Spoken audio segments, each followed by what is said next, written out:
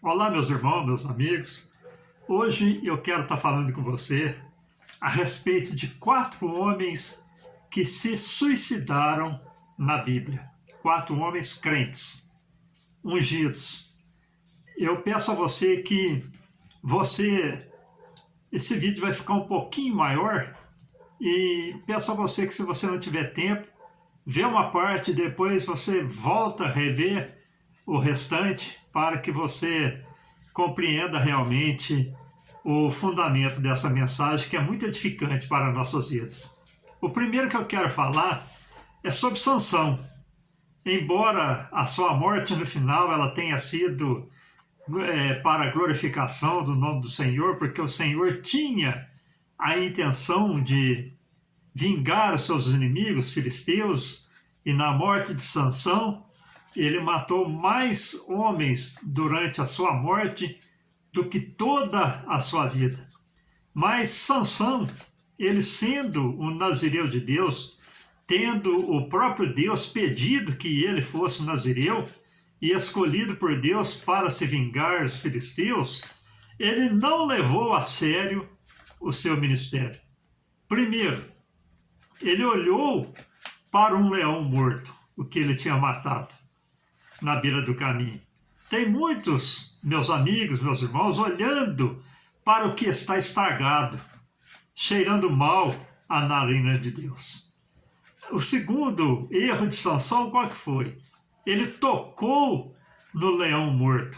Sendo nazireu, ele não poderia tocar em algo morto. Comeu do mel que tirou do leão e deu a seus pais.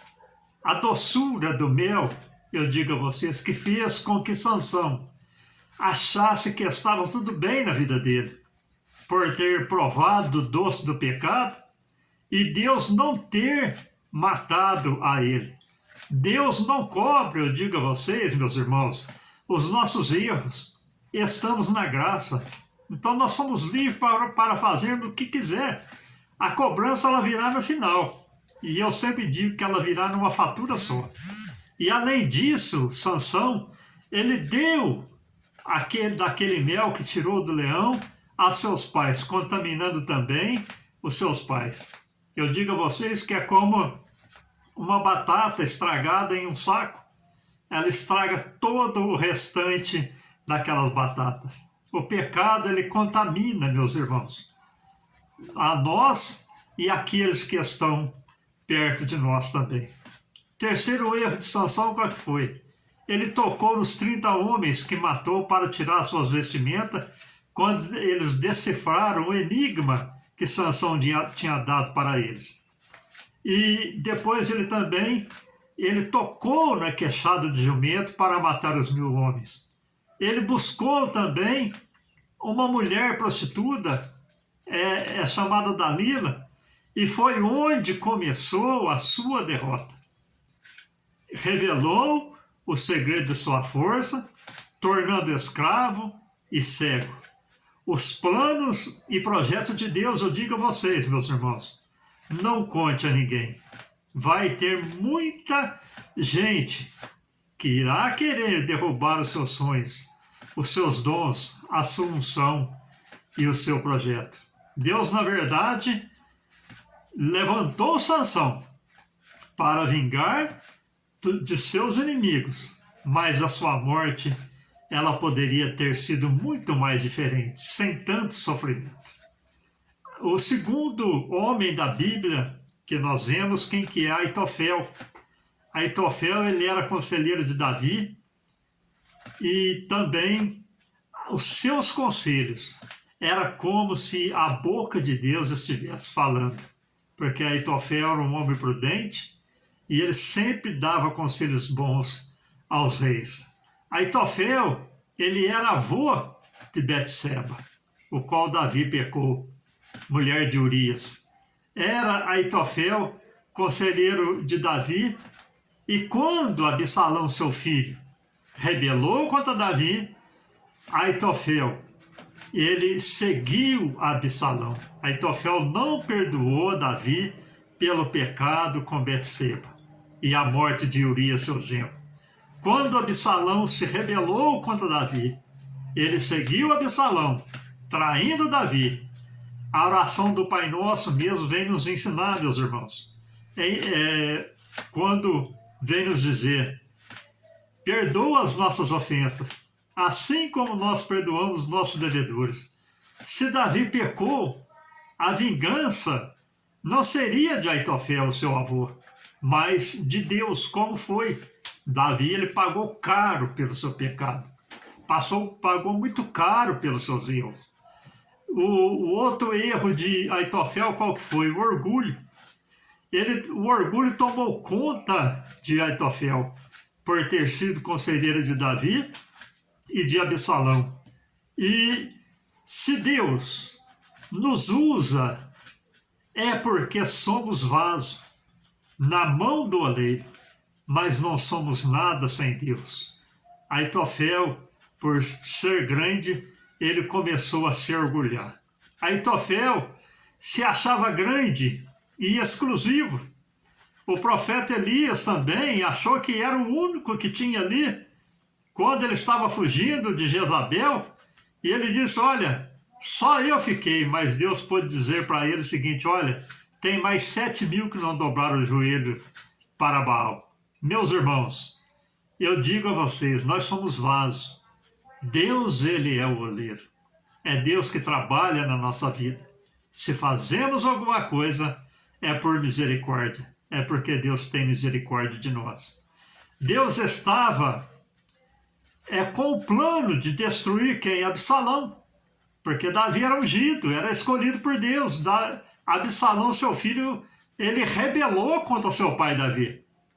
E foi quando Aitofel deu um bom conselho, mas Deus já tinha plano de derrotar Absalão, e de repente levanta Uzá, e Uzá dá um conselho que agradou a Absalão. E Absalão saiu para a guerra. E ali, o que aconteceu? Absalão foi morto, e Aitofel, ele tirou a sua vida, porque sentiu orgulhoso demais, sentiu humilhado por Absalão ter escutado os conselhos de Uzá. O outro também, meus queridos, que nós vemos é Saul. Saul, meus irmãos, ele teve a chamada mais linda da Bíblia. Não tem chamada na Bíblia mais linda do que a chamada de Saul. Ele foi levantado como rei, a pedido do povo que desprezou o Deus e pediu um rei. Olhando para outras nações, eles viam que todas as nações tinham um rei que assentava em um trono. E o rei da nação de Israel era Deus. E o povo não compreendeu isso e pediu um rei. E ali Deus levantou Saul de uma maneira muito linda, muito maravilhosa. Mas nós vemos também que Saul começou a sua queda quando Samuel demorou para vir apresentar o sacrifício, e o povo já estava inquieto. Saul se apavorou e ele se achou na posição de rei, e ele falou: não, eu ofereço o sacrifício. E ali, o que ele fez? Ele ofereceu o sacrifício, e quando ele estava oferecendo o sacrifício, Samuel chegou. Nós vemos, meu querido, que tem muita gente que, achando que pode fazer tudo na igreja. Eu digo a você, meu irmão, minha irmã, se Deus te chamou para cantar, louve. Se Deus te chamou na regência, rege na unção, na graça. Se Deus te chamou para pregar, pregue. Se Deus te chamou para o ministério, seja um verdadeiro ministro de Deus, mas não ultrapasse os limites o qual Deus te colocou. É muito perigoso. Saul ultrapassou os limites, achando que era rei, podia também oferecer sacrifício a Deus. Não era para ele era para reinar, não era para oferecer sacrifício. Sacrifício era para o profeta Samuel. E tem muita gente, meus irmãos, querendo fazer algo para Deus, o qual Deus não está aprovando. E isso foi o começo da queda de Saul. Saul também, ele desobedeceu a ordem de Deus de destruir os amalequitas e tudo que era deles, e poupou o melhor das ovelhas e das vacas, e poupou também o rei dos amalequitas, o rei Agag. Nós vemos, meus irmãos, que quando Samuel ouviu o balido das ovelhas e o rei Agag, Samuel matou o rei Agag e profetizou que o reino de Saul seria rasgado. Deus não ouve, Deus ouve, eu digo a vocês, o balido das ovelhas, e tudo o que o homem comete está claro diante dos olhos e dos ouvidos e da mente de Deus. Saul fez mais do que devia fazer, e Saul também fez menos do que deveria ter feito. Então esta foi a queda de Saul. E após tudo isso, Saul também se mata junto com seu filho Jonatas. E o último, nós vemos aqui que foi Judas. Judas, nós vemos, meus irmãos, que ele ocupou o cargo mais alto entre os apóstolos. Ele era quem cuidava do dinheiro e esteve ao lado de Jesus durante todo o ministério terreno de Jesus. Que privilégio esse homem teve, irmãos. Ele tinha tudo para se dar bem, tinha tudo para estar aclamado como os apóstolos, como Pedro, Paulo, como os demais apóstolos, permaneceram até no final firmes. Mas nós vemos que Judas, ele começou a cometer erros no seu ministério. O primeiro qual que foi? É o erro da politicagem. Estava com Jesus e também com os políticos que queriam matar Jesus.